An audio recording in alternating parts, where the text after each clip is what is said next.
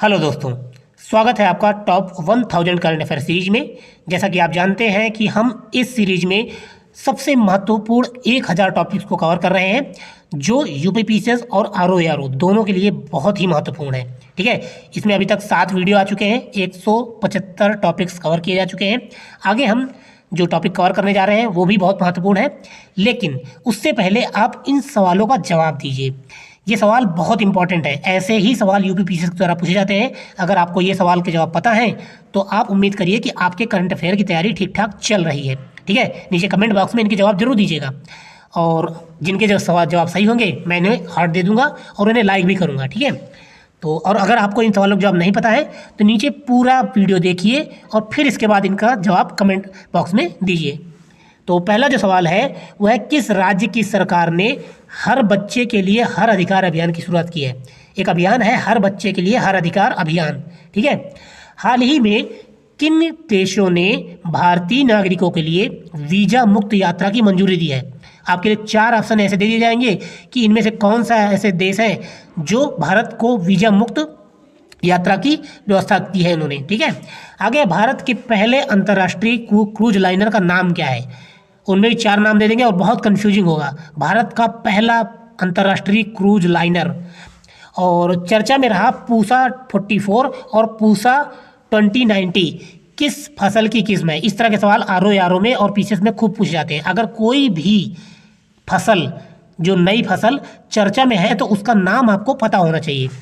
भारतीय सेना के द्वारा भारत की पहली वर्टिकल विंड जो टनल है वो कहाँ स्थापित की गई है, ये भी आप बताइए। आगे है, हाल ही में कौन सा देश अंतर्राष्ट्रीय सौर गठबंधन का 95वां सदस्य बना है। ये सभी महत्वपूर्ण सवाल हैं। ठीक है, और बिल्कुल ऐसे ही सवाल यूपीपीसीएस से पूछे जाते हैं। इनका जल्दी से जवाब मुझे आप कमेंट बॉक्स में दीजिए, नहीं तो पूरा वीडियो देखिए और फिर इसके बाद कमेंट में जवाब दीजिए। ओके, चलिए आगे बढ़ते हैं।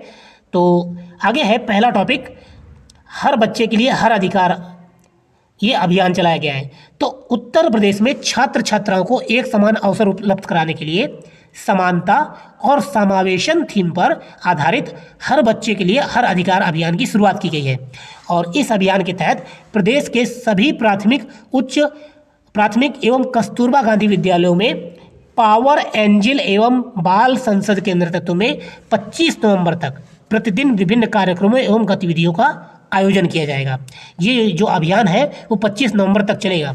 ठीक है, और इस कार्यक्रम की जो मुख्य थीम है वो है लैंगिक समानता, सभी छात्र छात्राओं के लिए समान अवसर, देखभाल और समर्थन, परिवारों, घरों, स्कूलों, खेल, कैरियर, स्वास्थ्य देखभाल और बाल संरक्षण सुविधाओं, समुदाय और सार्वजनिक जीवन के में हर बच्चे के लिए चैंपियन बने, इस पर आधारित है। ये बहुत बड़ी थीम है इसकी। हालांकि ये थीम नहीं पूछी जाएगी क्योंकि ये बहुत बड़ी थीम है। ठीक है, लेकिन बस आपको ये पता होना चाहिए कि किस राज्य ने शुरू किया है और कब तक के लिए। तो ये 25 नवंबर 2023 तक ये योजना चली है। ठीक है, 25 नवंबर 2023 तक। चलिए आगे बढ़ते हैं। अगला टॉपिक क्या है। अगला टॉपिक है थाईलैंड और श्रीलंका में वीजा मुक्त यात्रा। थाईलैंड और श्रीलंका में वीजा मुक्त यात्रा कहाँ कहाँ। तो ये देखिए, ये गलत लिखा हुआ है, ये थाईलैंड होना चाहिए, थाईलैंड लिखा हुआ है। ठीक है, ये आपको इसको सुधार लीजिएगा।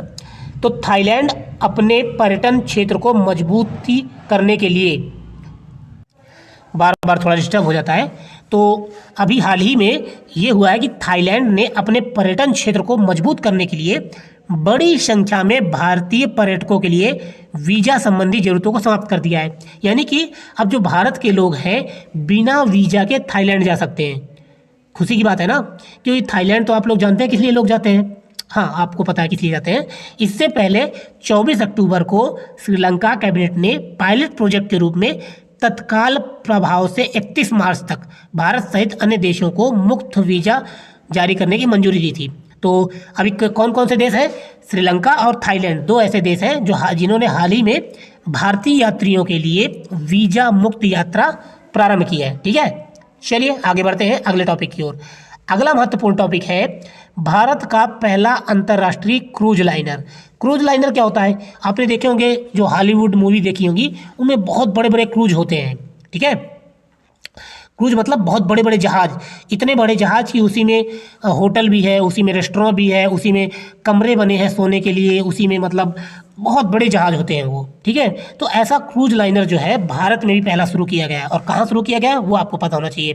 तो 3 नवंबर 2023 को केंद्रीय पत्तन पोत परिवहन और जलमार्ग मंत्री सर्बानंद सोनोवाल ने महाराष्ट्र के मुंबई में पहले अंतर्राष्ट्रीय क्रूज लाइनर, इसका नाम क्या है, कोस्टा सेरेना, क्या नाम है, कोस्टा सेरेना, ये पहला क्रूज लाइनर है अंतर्राष्ट्रीय जो भारत का है। तो इसके घरेलू परिचालन को शुभारंभ किया है। तो आपका नाम पता होना चाहिए इसका, और कहाँ, मुंबई में, कोस्टा सेरेना को मुंबई में शुरू किया गया है, ठीक है। चलिए आगे बढ़ते हैं। अगला महत्वपूर्ण टॉपिक है पूसा 44 और पूसा 2090। ये दोनों जो फसल की प्रजातियां हैं चर्चा में है, इसलिए आपको पता होनी चाहिए। पूसा 44 क्या है, तो भारतीय कृषि अनुसंधान संस्थान, जिसे IARI कहा जाता है, इसके द्वारा उगाई गई लंबी अवधि की चावल की किस्म पूसा 44 पराली जलाने में प्रमुख योगदान करती है, इसलिए ये चर्चा में है। पूसा 44 चर्चा में क्यों है, क्योंकि इसे IARI द्वारा विकसित किया गया था। ये लंबी अवधि की चावल की किस्म है, यानी कि कम से कम 4 महीने का समय लेती है, ठीक है। और क्योंकि और इसमें इसकी लंबाई भी ज़्यादा होती है, इसकी हाइट ज़्यादा होती है इस धान की। तो किसान क्या करते हैं, ऊपर का हिस्सा कटवा लेते हैं और नीचे की फसल पे आग लगा देते हैं, जिससे बहुत अधिक पराली जलाई जाती है। तो अभी उपाय क्या खोजा गया है, उपाय खोजा गया है पूसा 2090 के रूप में। क्या है, तो IARI ने पूसा 2090 को विकसित किया है। पूसा 2090 क्या है, ये पूसा 44 तथा CB 501 जो ये कम समय में पकने वाली जेपोनिका जो चावल श्रृंखला है, इसके बीच का मिश्रण है। जो पूसा 44 थी और CB 501 है, इन दोनों के मिश्रण से बनी उन्नत किस्म है पूसा 2090। इसको विकसित किया है। और ये जो धान की किस्म है, ये धान की उचित पैदावार बनाए रखते हुए 120 दिन से 125 दिनों की छोटी अवधि में पक जाती है, तथा पराली जलाने का जो मुख्य समस्या है उसका भी समाधान करती है, ठीक है। चलिए आगे बढ़ते हैं। आगे है भारत की पहली vertical wind tunnel.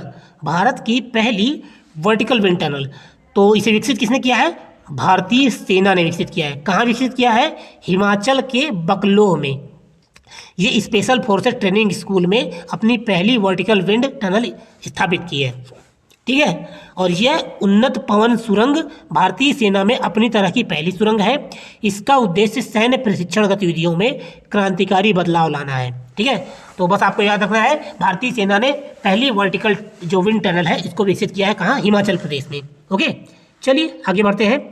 World food India 2023, इसके बारे में अब ये चर्चा में क्यों है, तो 3 नवंबर 2023 को प्रधानमंत्री नरेंद्र मोदी ने नई दिल्ली के प्रगति मैदान में स्थित भारत मंडपम में mega food event world food India 2023 के दूसरे संस्करण का उद्घाटन किया। अब यहाँ पर मुख्य बातें क्या क्या हैं। पहली मुख्य बात है कि वर्ल्ड फूड इंडिया जो 2023 है, इसका उद्घाटन किसने किया, प्रधानमंत्री ने किया है। कहाँ किया है, तो प्रगति मैदान में जो एक भारत मंडपम बनाया गया है अभी हाल ही में नया, बिल्कुल, उसमें इसको उद्घाटन किया गया। और ये कौन सा संस्करण था, ये दूसरा संस्करण था, ठीक है। और भागीदार देश कौन सा था, नीदरलैंड। वर्ल्ड फूड इंडिया 2023 में भागीदार देश के रूप में नीदरलैंड में भाग लिया, और जापान इस आयोजन का फोकस देश भी रहा है, ठीक है। तो इतनी बातें आपको याद रखनी है। चलिए आगे है सफ़र का IQ, AQI मतलब एयर क्वालिटी इंडेक्स, माफ़ कीजिएगा, सफ़र का एयर क्वालिटी इंडेक्स। तो हुआ ये है, जो सफ़र है, पहले सफ़र का फुल फॉर्म बताइए आप मुझे। सफ़र का फुल फॉर्म है system of air quality and weather forecasting and research. ये सफ़र का पूरा नाम है, सफ़र इंडिया। इसके अनुसार समग्र वायु गुणवत्ता सूचकांक जो एयर क्वालिटी इंडेक्स है, ये 256 दर्ज किया गया है। कितना, मतलब भारत का समग्र जो AQI है वो 256 दर्ज किया गया है। जो वायु गुणवत्ता और मौसम पूर्वानुमान अनुसंधान संस्थान प्रणाली है, जिसको हम सफ़र के नाम से जानते हैं, ये पृथ्वी विज्ञान मंत्रालय के द्वारा शुरू की गई एक राष्ट्रीय पहल है। सफ़र की शुरुआत किसने की थी, तो सफ़र की शुरुआत पृथ्वी विज्ञान मंत्रालय के द्वारा शुरू की गई थी। यह भी इंपॉर्टेंट फैक्ट है, आपसे पूछा जाएगा एयर क्वालिटी इंडेक्स जारी करने वाला जो सफ़र है, सफ़र प्रणाली है, इसकी शुरुआत किसने की थी, तो ये पृथ्वी विज्ञान मंत्रालय ने शुरू की थी। यह प्रणाली स्वदेशी रूप से भारतीय उष्णकटिबंधीय मौसम विज्ञान संस्थान यानी IITM पुणे द्वारा विकसित की गई और भारतीय मौसम विज्ञान विभाग द्वारा इसको संचालित किया जाता है। तो आपको सफ़र और एयर क्वालिटी इंडेक्स के बारे में पता होना चाहिए। ठीक है, चलिए अभी हाल ही में अंतर्राष्ट्रीय सौर गठबंधन का 95वां सदस्य एक नया देश बना है, तो आपको अंतर्राष्ट्रीय सौर गठबंधन के बारे में थोड़ा सा पता होना चाहिए और जो 95वां सदस्य है इसके बारे में पता होना चाहिए। तो जो चिली है ना, चिली जो दक्षिण अमेरिका का देश है, ये अंतर्राष्ट्रीय सौर गठबंधन इंटरनेशनल सोलर अलायंस का 95वां सदस्य बन गया है। बहुत इंपॉर्टेंट है, बहुत अधिक संभावना है ये सवाल पूछे जाने की। इंटरनेशनल जो सोलर अलायंस है इसकी संकल्पना कब की गई थी, यानी इसकी स्थापना कब की गई थी, तो 2015 में की गई थी। ठीक है, कब और किस इवेंट के दौरान, तो जो 21वां कॉन्फ्रेंस ऑफ पार्टी जो COP21 है उसके दौरान भारत और फ्रांस ने मिलकर इंटरनेशनल सोलर अलायंस का गठन किया था। ठीक है, और वर्तमान में 116 देश इसके हस्ताक्षर करता है और 94 पूर्ण सदस्य हैं। अभी तक 94 पूर्ण सदस्य थे, अब 95वां सदस्य कौन बन गया है, चिली। ठीक है, चलिए आगे बढ़ते हैं। उत्तर प्रदेश के ऐतिहासिक धरोहरों के कायाकल्प, मतलब इनका कायाकल्प किया जाएगा, जितने भी ऐतिहासिक धरोहर हैं। तो इसके लिए क्या क्या किया गया है, तो उत्तर प्रदेश सरकार ने 9 चुनिंदा ऐतिहासिक धरोहरों को कायाकल्प करने की प्रक्रिया शुरू कर दी है। उत्तर प्रदेश सरकार ने इसको शुरू किया है अपने ऐतिहासिक धरोहरों के कायाकल्प के लिए। अब इसमें हुआ यह है कि इस क्रम में 490 करोड़ रुपए निवेश किए जाएंगे। ये कायाकल्प कितने करोड़ रुपए में होगा, 490 करोड़ में। तो अब आपको ये पता होना चाहिए कि ये जो 9 ऐतिहासिक धरोहर हैं ये कौन कौन से हैं, इसी से सवाल बनेगा। तो सबसे पहले लखनऊ के छतर मंजिल में 100 करोड़ रुपए निवेश किए जाएंगे। लखनऊ का क्या, छतर मंजिल, एक ऐतिहासिक धरोहर है लखनऊ में छतर मंजिल, इस पर 100 करोड़ रुपए खर्च होंगे। मिर्जापुर के चुनार फोर्ट व झांसी के बरुआ सागर फोर्ट में भी 100 करोड़ रुपए खर्च किए जाएंगे। ठीक है, तो हमें 3 हो गए क्या, लखनऊ का छतर मंजिल और मिर्जापुर का चुनार फोर्ट, झांसी का बरुआ सागर फोर्ट। ठीक है, चलिए आगे। इसी प्रकार लखनऊ की कोठी गुलिस्ताने इटम और कोठी दर्शन विलास और कोठी रोशन उद्दौला, ये जो 3 ऐसे ऐतिहासिक धरोहर है, इनमें भी 50-50 करोड़ रुपए खर्च किए जाएंगे। इसके अलावा उत्तर प्रदेश पर्यटन विभाग द्वारा राज्य के 10 राही टूरिस्ट बंगलों के भी विकास के लिए लीज पर आधारित प्राइवेट सेक्टर पार्टिसिपेशन की प्रक्रिया शुरू कर दी गई है। तो आपको ये पता होना चाहिए कि उत्तर प्रदेश सरकार किन ऐतिहासिक धरोहरों के कायाकल्प के लिए इतने पैसे खर्च कर रही है। ठीक है, चलिए आगे बढ़ते हैं अगले महत्वपूर्ण टॉपिक की ओर। यूपी स्पेशल में ऐसे सवाल पूछे जाएंगे, इसीलिए मैंने ये टॉपिक कवर किए हैं। ठीक है, चलिए आगे है Kokrajhar Gelephu rail link. Kokrajhar Gelephu rail link बहुत इंपॉर्टेंट है। क्यों इंपॉर्टेंट है, क्योंकि ये भारत और भूटान के बीच में चर्चा में रहा है।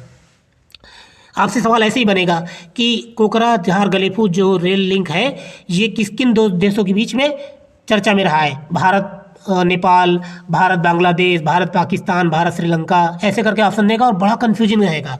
ठीक है, तो प्रधानमंत्री नरेंद्र मोदी और भूटान के 5वें राजा, क्या नाम है इनका, जिग्मे खेसर नामग्याल वांगचुक, जिग्मे खेसर नामग्याल वांगचुक, ये 5वें राजा हैं भूटान के।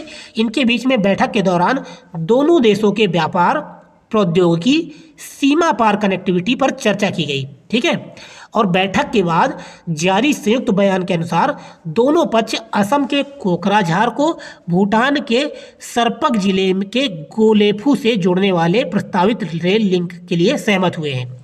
तो ये रेल लिंक कहाँ कहाँ बनेगा, असम के कोकराझार से भूटान के सरपक जिले के बीच में ये रेल लिंक बनाया जाएगा। ठीक है, चलिए आगे बढ़ते हैं। आगे है सी बकथार्न। क्या है, सी बकथार्न। अब सी बकथार्न क्या है, तो सी बकथार्न जो है एक पौधा है। भारत सरकार द्वारा लद्दाख के उद्योग और वाणिज्य विभाग की श्रेणी 31 में लद्दाख सी बकथार्न के लिए GI टैग प्रदान किया गया है। सी बकथार्न जो है एक प्रकार का पौधा है, यहाँ प्लांट है। ठीक है, वंडर प्लांट कहा जाता है इसको। तो सी बकथार्न को wonder plant, Ladakh gold, golden Bush या ठंडे रेगिस्तानों की सोने की खान के नाम से भी जाना जाता है। जो सी बकथार्न होता है ना, इसको इतने नामों से जाना जाता है। ये लद्दाख में पाया जाता है और इसे भारत सरकार ने जीआई टैग प्रदान किया है। ठीक है, चलिए आगे बढ़ते हैं। लद्दाख को प्रदान किए जाने वाला ये अब तक का चौथा जीआई टैग है। इससे पहले लद्दाख को कौन कौन से जीआई टैग मिल चुके हैं? तो लद्दाख की जो पश्मीना शॉल होती है ना, उसको भी जीआई टैग मिल चुका है। खुबानी क्या है? ये रकतसे कार्पो प्रजाति है। और जो लद्दाखी लकड़ी की नक्काशी है, इन 3 चीज़ों को पहले ही जीआई टैग मिल चुका है। अभी हाल ही में सी बकथार्न को चौथा जीआई टैग मिला है। ठीक है, तो ये आपको याद रखने हैं। अगला टॉपिक है IISR चंद्रा। IISR चंद्रा क्या है? तो केरल के कोझिकोड में भारतीय मसाला अनुसंधान संस्थान, जिसे IISR ने कहा जाता है, इसने IISR चंद्रा नामक काली मिर्च की अभूतपूर्व किस्म के फसल के विकास के साथ कृषि क्षेत्र में एक महत्वपूर्ण उपलब्धि हासिल की है। तो IISR चंद्रा क्या है? IISR चंद्रा काली मिर्च की एक नई किस्म है। जिस तरह पूसा 44 आपने ऊपर देखा, पूसा 90 देखा, उसी तरह IISR चंद्रा भी याद रखिएगा। ये काली मिर्च की एक नई किस्म है, यह नई प्रजाति है। ठीक है, और किसने विकसित किया है? इसे भारतीय मसाला अनुसंधान विकास संस्थान ने विकसित किया है। इस नवीन दृष्टिकोण ने उच्च उपज देने वाली काली मिर्च की किस्म को जन्म दिया है, जिसमें गुणवत्ता और उपज दोनों में अद्वितीय क्षमता है। ठीक है, तो इस काली मिर्च के बारे में आपको पता होना चाहिए। आगे है अफगानिस्तान दूतावास से संबंधित एक महत्वपूर्ण टॉपिक सामने आया है। तो अफगानिस्तान दूतावास ने भारत सरकार से लगातार मिल रही चुनौतियों का हवाला देते हुए भारत में अपने राजनयिक मिशन को स्थायी रूप से बंद करने की घोषणा की है। यानी कि भारत में अफगानिस्तान का जो दूतावास था, उसे अब उन्होंने स्थायी रूप से बंद करने का निर्णय लिया है, घोषणा की है। किसने? अफगानिस्तान ने। इसने पिछले 22 वर्षों में अफगानिस्तान को समर्थन और सहायता के लिए भारत के लोगों का आभार भी व्यक्त किया है। अफगानिस्तान का जो राजभवन है, उन्होंने दूतावास है, उन्होंने भारत की आभार भी व्यक्त किया है कि 22 वर्षों में आपने हमें बड़ी सहायता की है, लेकिन उन्होंने यहाँ पर अपना दूतावास बंद करने की घोषणा भी कर दी है।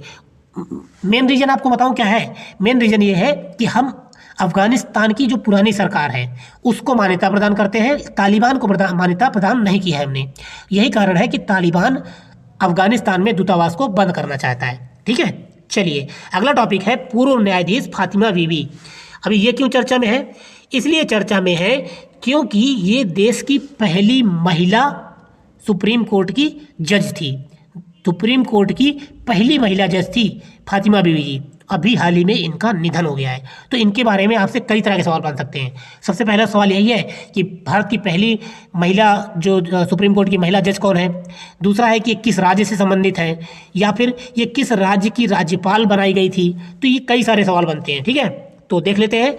23 नवंबर 2023 को भारत के सुप्रीम कोर्ट की पहली पूर्व महिला न्यायाधीश और तमिलनाडु की पूर्व राज्यपाल न्यायमूर्ति मीरा साहिब फातिमा बीवी का 96 वर्ष की उम्र में केरल के एक निजी अस्पताल में निधन हो गया। तो ये सुप्रीम कोर्ट की पहली महिला जज, तमिलनाडु की पूर्व राज्यपाल थी और इनका अभी हाल ही में निधन हो गया। जस्टिस बीवी है, ये फातिमा बीवी है, ये भारत के सर्वोच्च न्यायालय की न्यायाधीश बनने वाली पहली महिला जज थी और वह देश की उच्च न्यायपालिका में नियुक्त होने वाली पहली मुस्लिम महिला भी थी। ये भी याद रखिएगा। किसी एशियाई देश में सर्वोच्च न्यायालय की न्यायाधीश बनने वाली पहली महिला भी थी। यानी पूरे एशिया में अगर कोई पहली सर्वोच्च न्यायालय की महिला जज बनी है तो वो भी फातिमा बीबी ही थी। ठीक है, तो इतने सारे तमगे इनके पास हैं, इसलिए इंपॉर्टेंट है। आगे है शीतल महाजन। ये क्यों चर्चा में है? तो प्रसिद्ध भारतीय स्काई डाइवर है और शीतल महाजन ने माउंट एवरेस्ट के सामने 21,500 फीट की ऊंचाई से हेलीकॉप्टर से छलांग लगाने वाली विश्व की पहली महिला बनकर एक नई उपलब्धि हासिल की है। स्काई डाइवर कौन होते हैं? हेलीकॉप्टर से पैराशूट पहन के जो लोग छलांग लगाते हैं उन्हें स्काई डाइवर्स कहते हैं। तो जो शीतल महाजन है, ये एवरेस्ट के सामने 21,000 फीट की ऊंचाई से छलांग लगाने वाली पहली विश्व की महिला बन गई हैं। ठीक है, और 13 नवंबर 2023 को 41 वर्षीय महाजन ने विश्व के सबसे ऊंची चोटी माउंट एवरेस्ट के सामने की तरफ स्काई डाइविंग की है। तो 41 वर्ष की महिला है और इतनी ऊंचाई से इन्होंने छलांग लगाई, बहुत बड़ी बात है, ठीक है। और विश्व की पहली महिला बन गई है, ये गर्व की बात है। चलिए आगे बढ़ते हैं। अगला टॉपिक है वृद्धों को आधार के जरिए पेंशन। वृद्धों को आधार के जरिए पेंशन, अब ये क्यों चर्चा में है? तो भारत के राज्यों में अपने गरीब बुजुर्गों को आधार के जरिए पेंशन भुगतान करने वाला उत्तर प्रदेश पहला राज्य बन गया है। आप सोचिए क्यों इंपॉर्टेंट है, मैंने इसको क्यों शामिल किया है? क्योंकि ये उत्तर प्रदेश का करंट अफेयर है। उत्तर प्रदेश ने भारत में गरीब बुजुर्गों को, जो भारत में जो गरीब बुजुर्ग हैं उनमें उनको आधार कार्ड के जरिए पेंशन भुगतान करने वाला पहला राज्य बन गया है, ठीक है। प्रदेश में चालू वित्त वर्ष में 47 लाख से ज़्यादा वृद्धों को आधार बेस्ड पेमेंट किया गया है, ठीक है। और इन प्रयासों को केंद्र सरकार की परफॉर्मेंस जो रिव्यू कमेटी ने भी सराहना की है। और उत्तर प्रदेश के बाद देश में सिर्फ तेलंगाना ने ही अपने यहाँ ये व्यवस्था लागू की है। यानी सबसे पहले किसने लागू किया? उत्तर प्रदेश ने, फिर उसके बाद तेलंगाना ने। उत्तर प्रदेश में वृद्धावस्था पेंशन के 54,97,000 लाभार्थी हैं, जिनमें से 47 लाख लाभार्थियों को ये मतलब आधार से पेमेंट किया जा चुका है, ठीक है। आगे है, इस योजना में लाभार्थियों को 1,000 रुपये प्रतिमाह की दर से आर्थिक सहायता दी जाती है, जिसमें 200 रुपये केंद्र सरकार का अंशदान है, जबकि 80 वर्ष या उससे अधिक आयु होने पर केंद्र सरकार 500 रुपये देती है। यानी कि जो 1,000 रुपये दिया जाता है ना वृद्धों को, उसमें से 200 रुपये केंद्र सरकार देती है और 800 रुपये राज्य सरकार देती है। लेकिन अगर कोई 80 वर्ष से अधिक का बुजुर्ग है तो उसमें केंद्र सरकार 500 रुपये का योगदान देती है, ठीक है। चलिए आगे बढ़ते हैं। आगे है DR कांगो में विद्रोह और हिंसा और साथ में विस्थापन। तो अभी जब भी कोई देश बहुत अपनी किसी वजह से चर्चा में हो, जैसे यूक्रेन चर्चा में है, रूस चर्चा में है, इजराइल चर्चा में है, गाजा चर्चा में है, ऐसे DR कांगो भी चर्चा में है। अब क्यों चर्चा में है? संयुक्त राष्ट्र अंतर्राष्ट्रीय प्रवासन संगठन IOM ने हाल ही में डेमोक्रेटिक रिपब्लिकन ऑफ कांगो में आंतरिक विस्थापन मतलब एक शहर से लोग भाग के दूसरे शहर में जा रहे हैं। अब क्यों भाग के जा रहे हैं? तो DR कांगो के उत्तरी कीवू में, DR कांगो में एक शहर है उत्तरी कीवू में, moment to 23 March M23 M23 विद्रोहियों और DR कांगो सरकार के प्रति वफादार मिलिशिया के बीच अक्टूबर की शुरुआत से उत्तरी कीवू के पूर्वी प्रांत में, विशेष रूप से प्रांतीय राजधानी गोमा के उत्तर में संघर्ष तेज हो गया है। तो जो DR कांगो है वहाँ पर दो तरह के विद्रोही हैं, आपस में लड़ रहे हैं। एक विद्रोही है मोमेंट टू 23 मार्च, जिसे M23 कहते हैं, और दूसरे विद्रोही हैं जो सरकार के वफादार हैं, मिलिशिया ग्रुप। ये दोनों आपस में बहुत तेजी से लड़ रहे हैं। तो इसकी वजह से वहाँ के जो लोग हैं उस शहर के, वो भाग के दूसरे शहरों में जा रहे हैं। तो बहुत से लोग पलायन किए। अब एक शहर से दूसरे शहर में कुछ लोग जाएंगे तो उनके रहने खाने की व्यवस्था कैसे होगी? तो इसी के लिए चिंता जताई गई है। तो आपको ये पता होना चाहिए कि ये जो DR कांगो में ऐसी स्थिति चल रही है। तो आपको ये सब जानकारी तो इम्पोर्टेंट नहीं है कि कौन सा ग्रुप लड़ रहा है कौन सा, लेकिन इस देश से संबंधित जो महत्वपूर्ण जानकारियां हैं वो आपको पता होना चाहिए। तो ये देश है कहाँ पर, ये आपको पता होना चाहिए। तो जो DR कांगो है ना, ये अफ्रीका का दूसरा सबसे बड़ा तथा विश्व का 11वां सबसे बड़ा देश है। ये इसकी विशेषता है। जो डेमोक्रेटिक रिपब्लिक कांगो है, ये अफ्रीका का दूसरा सबसे बड़ा देश है और विश्व का 11वां सबसे बड़ा देश है, ठीक है। और इसकी राजधानी क्या है? राजधानी है किंशासा, ठीक है, जो डेमोक्रेटिक रिपब्लिक कांग्रेस की राजधानी है, जो कांगो नदी के समीप अवस्थित है। किंशासा किस नदी के समीप अवस्थित है? कांगो नदी के समीप। और इसकी मुद्रा क्या है? मुद्रा है कांगोलीज फ्रैंक, ठीक है। इतना ही बातें आपको ध्यान रखनी है। चलिए आगे बढ़ते हैं। मोंडूरो 3.0 क्या है? तो नवंबर 2023 में अरुणाचल प्रदेश के मुख्यमंत्री पेमा खांडू ने विश्व की सबसे ऊंची माउंटेन बाइक रेस मोंडूरो 3.0 को हरी झंडी दिखाई। अब इसमें इंपॉर्टेंट क्या है? इंपॉर्टेंट ये है कि ये विश्व की सबसे ऊंची माउंटेन बाइक रेस है। तो आपसे यही सवाल सीधे सीधे बन जाएगा कि विश्व की सबसे ऊंची माउंटेन बाइक रेस कहाँ आयोजित की गई? अब लद्दाख का ऑप्शन दे दिया तो आप कंफ्यूज हो गए। आप सोचेंगे कि हाँ लद्दाख तो सबसे ऊंचा है, लेकिन अरुणाचल प्रदेश में की गई और इसका नाम है मांडूरो 3.0, ठीक है। और मोन मांडूरो तवांग एक एंड्यूरो बाइक इवेंट है। ये तवांग में होती है और एंड्यूरो बाइक इवेंट है जो नवंबर में अरुणाचल प्रदेश के तवांग में होता है, ठीक है। बस इतना ही आपको याद रखना है। चलिए आगे बढ़ते हैं। रक्षा क्षेत्र में 100% एफडीआई, ये पहली बार हुआ है भारत में कि रक्षा क्षेत्र में 100% एफडीआई हुई, मतलब आई है, मतलब आई नहीं है, ये अनुमति दी गई है। भारत ने स्वीडन की कंपनी साब को, ये कंपनी का नाम बहुत जरूरी है, याद रखिएगा, यानी आप सवाल पूछेगा किस कंपनी को 100% एफडीआई की अनुमति मिली है, तो ये स्वीडन की कंपनी है साब। ठीक है, तो भारत ने स्वीडन की कंपनी साब को रॉकेट निर्माण के लिए एक नई सुविधा स्थापित करने की अनुमति दी है, जो रक्षा क्षेत्र में 100% एफडीआई का पहला उदाहरण है। रक्षा क्षेत्र में 100% एफडीआई का पहला उदाहरण है स्वीडन की कंपनी साब को। ठीक है, और 500 करोड़ रुपए से कम मूल्य के एफडीआई प्रस्ताव को पिछले महीने मंजूरी दी गई थी। और हरियाणा में एक फैक्ट्री स्थापित करने के लिए साब ने कार्ल गस्टफ M4 सिस्टम की नवीनतम प्रणाली जो पीढ़ी बनाने के लिए एक नई कंपनी साब FFV इंडिया की स्थापना की है। बस आपको इतना ही पता होना चाहिए कि रक्षा क्षेत्र में 100% एफडीआई के लिए स्वीडन की एक कंपनी है साब, इसको अनुमति प्रदान की गई है, हरियाणा में अपनी कंपनी स्थापित कर रही है। ठीक है, चलिए आगे बढ़ते हैं। अगला है हुमैरा मुश्ताक। अब ये कौन है, ये क्यों चर्चा में है, तो जम्मू कश्मीर की हुमैरा मुश्ताक ने लंदन के प्रतिष्ठित ब्रिटिश एंड्योरेंस चैंपियनशिप में भाग लेने वाली पहली भारतीय महिला कार रेसर बनकर एक असाधारण उपलब्धि हासिल की है। लंदन में एक कार रेस होती है, उसका नाम है ब्रिटिश एंड्योरेंस चैंपियनशिप, और इसमें भाग लेने वाली भारत की पहली महिला कार रेसर बनी है कौन, हुमैरा मुश्ताक। इतनी सी बात आपको ध्यान रखनी है। ठीक है, और ये जम्मू कश्मीर के रहने वाली जो हुमैरा मुश्ताक है, इन्होंने ITCC लाइसेंस प्राप्त करने वाली दक्षिण एशिया की पहली महिला होने का गौरव भी हासिल किया है। जो ITCC होता है ना, ये कार रेसिंग के लिए लाइसेंस होता है, और ये लाइसेंस प्राप्त करने वाली ये दक्षिण एशिया की पहली महिला बनी है कौन, हुमैरा मुश्ताक। इन्होंने जिन्हें लंदन में इस चैंपियनशिप के प्रतिस्पर्धा में मतलब भाग लेने का मौका मिला है। ठीक है, हुमैरा मुश्ताक के बारे में आपको बस पता होना चाहिए। चलिए आगे बढ़ते हैं। विश्व का पहला 3D प्रिंटेड मंदिर बहुत इंपॉर्टेंट है। इससे पहले जब भारत का पहला 3D प्रिंटेड पोस्ट ऑफिस बना था तो उस पर सवाल पूछा गया था। अभी विश्व का पहला, ये भारत का नहीं, विश्व का पहला 3D प्रिंटेड मंदिर बना है, तो ये आपको पता होना चाहिए। ये कहाँ बना है, तेलंगाना में। तेलंगाना ने विश्व के पहले 3D प्रिंटेड मुद्रित मंदिर का अनावरण किया है, जो सिद्दीपेट जिले में, कहाँ है, तेलंगाना के सिद्दीपेट जिले के बुरुगुपल्ली में स्थित एक अभूतपूर्व संरचना है। बुरुगुपल्ली में स्थित एक अभूतपूर्व संरचना है। तो बस आपको इतना पता होना चाहिए ये किस राज्य में, तेलंगाना में है, सिद्दीपेट जिले में। ठीक है, और ये मंदिर किसके द्वारा कितने समय में तैयार किया गया है, तो 3 महीने में तैयार कर लिया गया। केवल 3 महीने में 3D प्रिंटेड मंदिर तैयार किया गया है।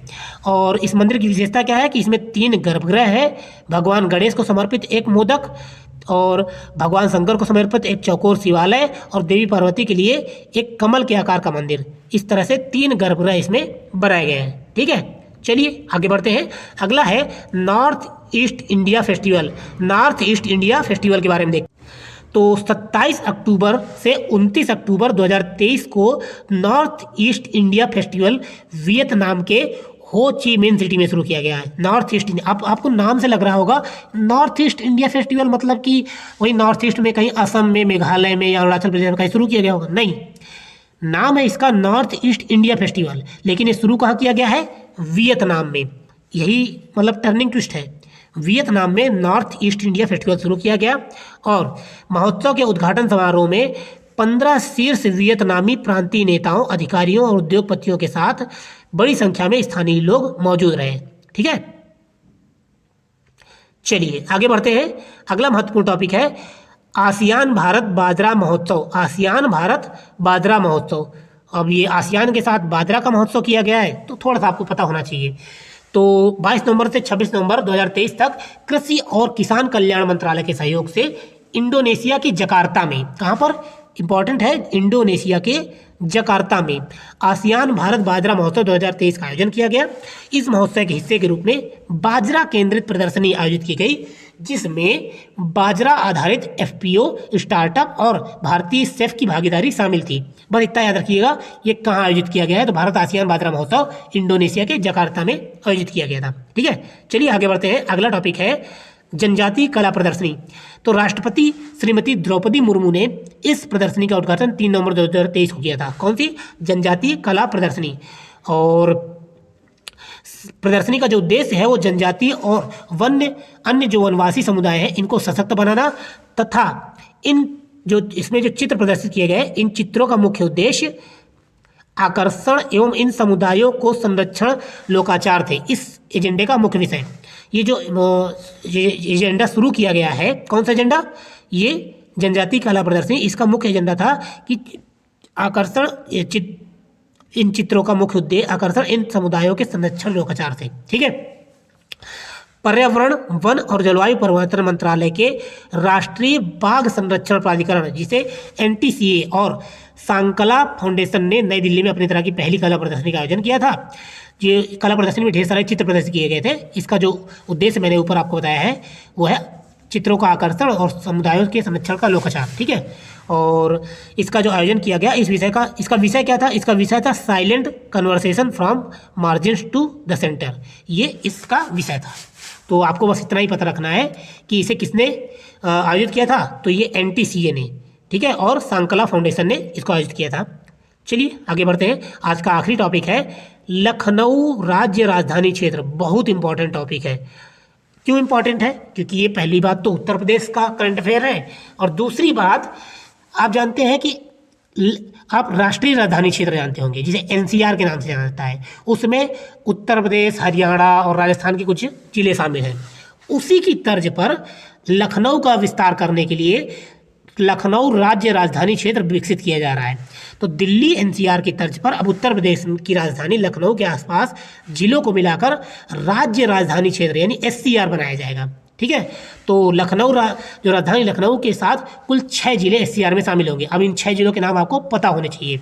कौन कौन से जिले? लखनऊ समेत हरदोई, सीतापुर, उन्नाव, रायबरेली और बाराबंकी। ये 5 जिले और लखनऊ, ये 6 जिले मिला के SCR लखनऊ राज्य राजधानी क्षेत्र बनेगा। ठीक है। इसमें 2011 में हुई जनगणना के अनुसार इनकी कुल आबादी लगभग 2,29,41,300 है और इनकी कुल क्षेत्रफल 27,500 वर्ग किलोमीटर के करीब होगा। ठीक है। तो ये था SCR यानी राज्य राजधानी क्षेत्र। तो चलिए मिलते हैं अगले वीडियो में अगले करंट अफेयर टॉपिक के साथ। धन्यवाद।